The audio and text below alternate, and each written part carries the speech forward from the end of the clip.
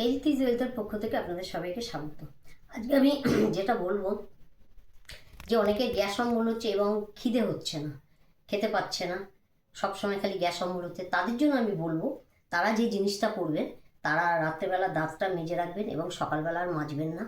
ঈষদ উষ্ণ গরম জল খাবেন। আর কি খাবেন, যার যেরকম ওজন, অর্থাৎ কারুর ওজন যদি মনে করুন 40 কেজি হয়, তাহলে সে 4টে নিম পাতা খাবেন। আর যদি কারুর 50 হয় কি 60 হয়, ঠিক ওজন অনুযায়ী তাকে সেই কটা পাতা চিবিয়ে আপনারা খেয়ে নেবেন।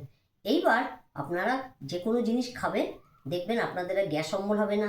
আর হচ্ছে আপনাদের বলবো আমি, একটাই প্রাণায়াম আপনারা করবেন, সেটা হচ্ছে কপালভাতি।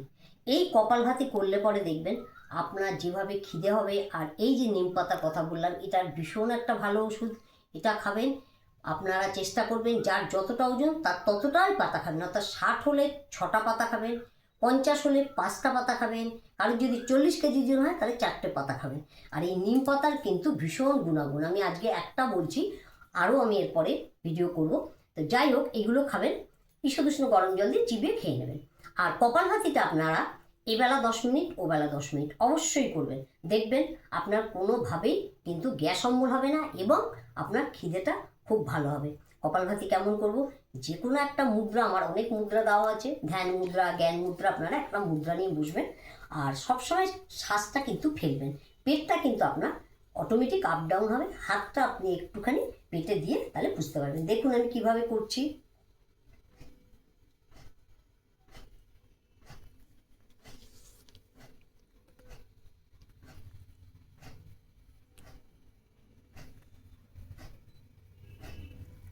মুখ দিয়ে কিন্তু কোনো শ্বাস ফেলবেন না, শ্বাস যেটা ফেলবেন সেটা কিন্তু এই নাকের মাধ্যমেই ফেলবেন। আর যখনই ফেলবেন, নেওয়াটা কিন্তু আপনি অটোমেটিক আপনার নাক দিয়ে ঠিক অক্সিজেন ঢুকে যাবে। আপনি হাতটা দিয়ে দেখবেন আপনার পেটটা একটু আপ ডাউন করবে। আমি আরেকবার দেখাচ্ছি, একটু ভালো করে দেখুন।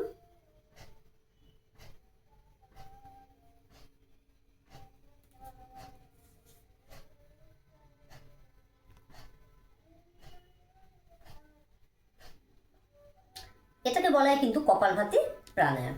এই প্রাণায়ামটা যদি আপনারা করেন, তাহলে আপনারা দেখবেন আপনাদের মাস 3-এর মধ্যে আপনার যেভাবে খিদে পাবে এবং আপনার কিন্তু কোনো গ্যাস অম্বল হবে না। আপনারা এইভাবে এই প্রাণায়ামটা করবেন, আর নিম পাতা খাবেন, আর ঈষদ উষ্ণ গরম জল খাবেন। আমি আর একবার দেখাবো, দেখে নিন কপালভাতিটা। আপনারা এই হাতটা দেবেন, দেখবেন পেটটা আপ ডাউন করবে এবং মুখ দিয়ে কোনো শ্বাস পড়বে না, নাক দিয়ে। আমি আর একবার দেখাবো, দেখুন।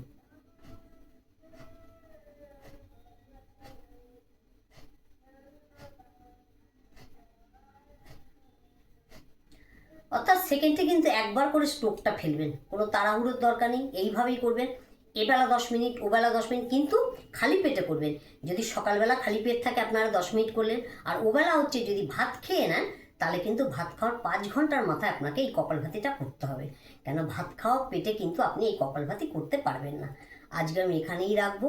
আপনারা ভালো থাকবেন, আপনারা লাইক করবেন, কমেন্ট করবেন, সাবস্ক্রাইব করবেন। নমস্কার।